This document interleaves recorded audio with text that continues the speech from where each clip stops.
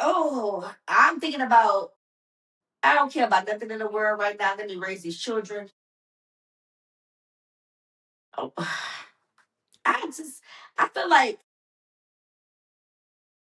and it was the years of getting with that situation and then getting a divorce. And I'm like, I don't, at this point, I don't care about nothing but working, take care of kids, and just living life. I tell people sometimes, like, some of my years are blurs because when you are trying to do so much with so little most of the time, your years are blurs. Yeah. So I'm still living in this town. I moved back. I'm living in a town that's out of hometown or whatever.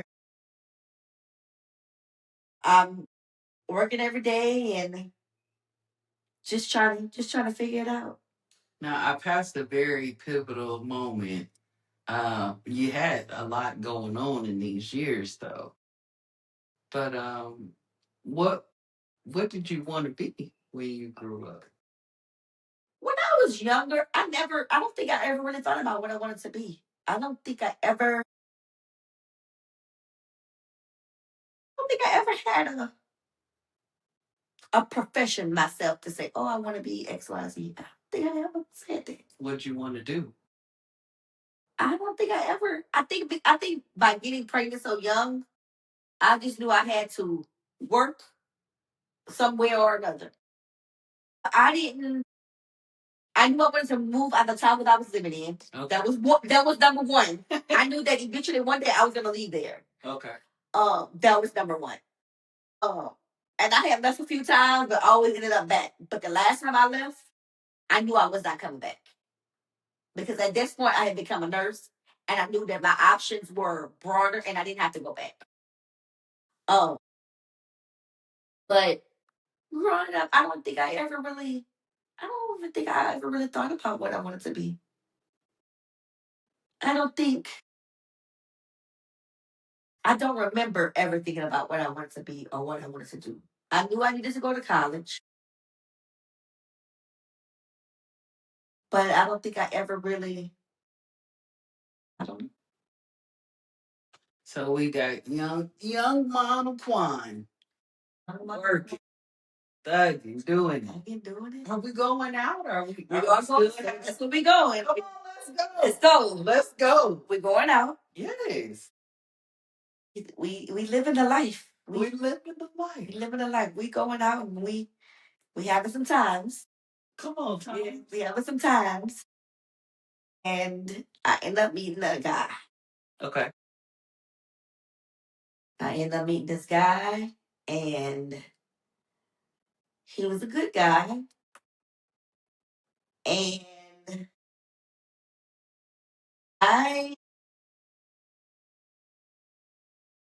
I probably wasn't emotionally attached as he was, but I married him because I knew that he was going to be good for my children. Talk about the importance of that and break that down. So, especially with having daughters, all girls, you can't trust your children around anybody. Mm-hmm. Mm-hmm. But he was different. He was very, very good with my kids from the moment he met them. Um, he had one child of his own. But he treated my children like they were his from the moment he met them. My children trusted him instantly, instantly. Um, and he was just he wasn't anything bad to me. He was a good person, but I wasn't. I wasn't there. I was still dealing with the hurt of all of this with the prior with my children's father, and I just wasn't. I just wasn't. I guess I just wasn't satisfied. I'm not gonna say satisfied. I didn't know what true. love looks like. Let me say that. To receive it. And I wasn't able to receive it. I didn't know what true love looked like, and I was not able to receive it. I need to understand unconditional love, and I wasn't able to receive that. Most of the love that surrounded me had been conditional at one point or another. Or the love that I thought surrounded me had been conditional one way or another. So, but we ended up getting married and we moved. He got a job that we had to relocate for, and we moved. And that was my way out of the country. We moved out the country. In the midst of all this, but in the midst, let me back up a little bit. In the midst of all of this, before we got married, I had bought a house. My first little house, I paid. Let's just pause, because I know the gravity of that. Yes. It was 1990, it was 2000 or 2001. It was the beginning of 2001. And I bought a house for $23,000. How did you do that, little miss? I talked enough. So when this lady let me rent to own this house. Come on.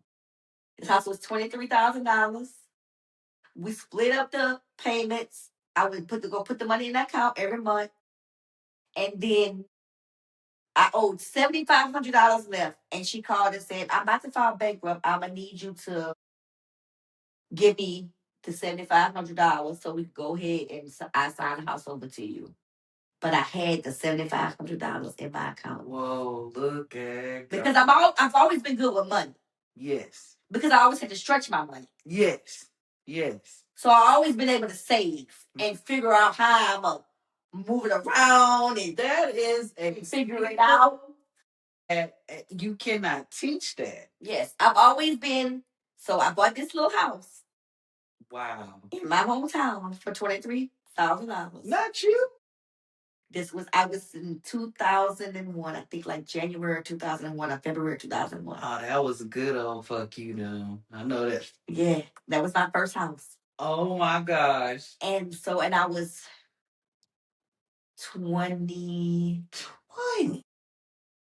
What I was, 23, 24, 23-ish, 24-ish. Yeah. Oh, you was shitting on them. Yeah. It wasn't no great grand house, but it was solid. It was yours. It was clean. Yeah. It was mine. Yes. My children could play in the yard. It was comfortable. It was mine. Wow. So bought the house. Me and this guy ended up getting married. In the midst of all that, I had already bought the house, and we ended up getting married. And then we moved. I kept my house and I rented it out for a while. And eventually I ended up selling the house because I wasn't coming back there. So I ended up selling the house or whatever. But we ended up moving and we bought a house together. And I moved to the city. And then the city was different. So girl, fine. She got to the city. Pump your brakes. I got to the city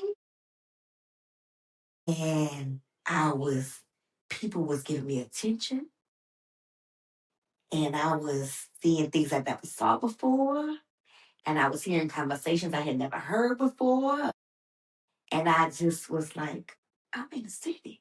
I'm in the city. Yeah. We outside. We outside. Ooh. And I ended up meeting a guy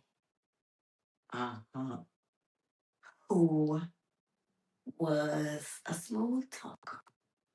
City slick. And he persuaded me to leave my husband. Well, damn. Okay.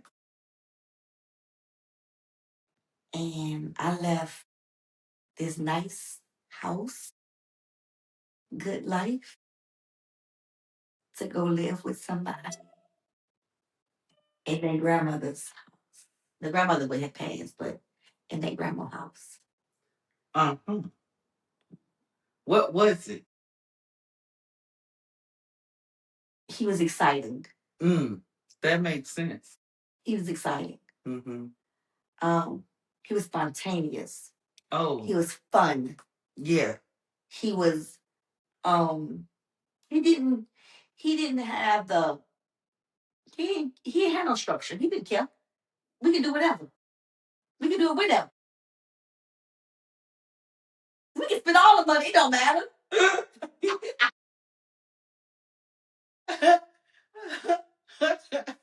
You were stimulated. I was stimulated. Mm-hmm. Yeah. That tracks. Yeah. Is that kind of like the 80-20 thing they be talking about? I was very stimulated. I learned, and in all fairness, I left this good person to be with this other person, but I learned a lot from that other person. I learned a lot from the person that I left for. I learned a lot from him because I learned about life that I didn't know. So at this point, I'm 30 now. Okay. So I'm 30 at this point. I'm a little bit over 30, like 30, 31. 31. Yeah, I'm 31. And so, I came from the country in my teenage in my 20s. And now I done moved to the city and I meet this person who is a fast talker. And he's artsy, musical. Let's wake up in the middle of the night and go get you roses. Yeah, he's poetic. He's all these things that I never experienced. On top of that, you are now in the city. Let's just talk about that a little bit. So little Quan in the city. She is outside. Mm-hmm. You like Aladdin. Yeah. It's a whole new world. Everything got glitter and gold on it. And it's glittering. It's glittering. And it's golden. Uh-huh. Yeah. I could, the excitement has now arrived. Yes. And now, to me, you are figuring out, I love to use the word titillate. This is titillating me. I feel alive. I feel alive. And this person was making me feel alive. Woke up things in me that I didn't even know was in me. But it was all a scam.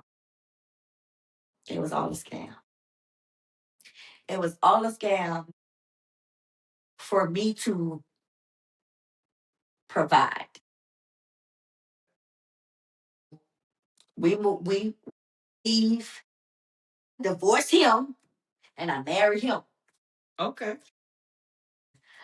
We living together, we traveling, we doing all this, and we doing all that, but guess who paying? The nurse is paying. The nurse is paying. How did we skip over that? Because when did we go to school? So I went to school with the good guy. The good guy paid for me to go to school. Okay, cool. And then we moved to the big city. Okay. So you went to school, got your degree and all this good stuff prior to moving to the city. Damn. So I'd only been a nurse 2 years. In my mind, you were you done doubled your tax bracket. Oh, I done doubled my tax bracket. You done doubled. That's new money. New money. And I was making more money because I moved to the city. Come on with it. I had this nice 4-bedroom, 2-bathroom house, in-ground pool, nice subdivision. I had a brand new Dodge Durango. I was living a life. This is all very new. And I was not even 30 years old. No. I think it's a difference to me. Time frame. Mm-hmm. And when you in your prime. I wasn't even 30. You wasn't. Now he was the good guy was over 30. So he was in his 30s. He's 5 years older than me. Okay. I wasn't even 30. That makes sense. So all of these things everything is just you are fully stimulated. Mm-hmm. So I get to the city. I'm seeing men. I'm seeing men that talk good game. I'm going to work. I'm making good money. I got this nice house. I got a nice vehicle. My children are well taken care of. Life is great. Life is great. And then I hate to say the word con artist because I don't feel like I'm not gonna say he was a con artist, but he was slicker than me. I'm gonna say that much. I let someone who gave me a false pretense, I guess, of what they really were. Okay. Come into my life and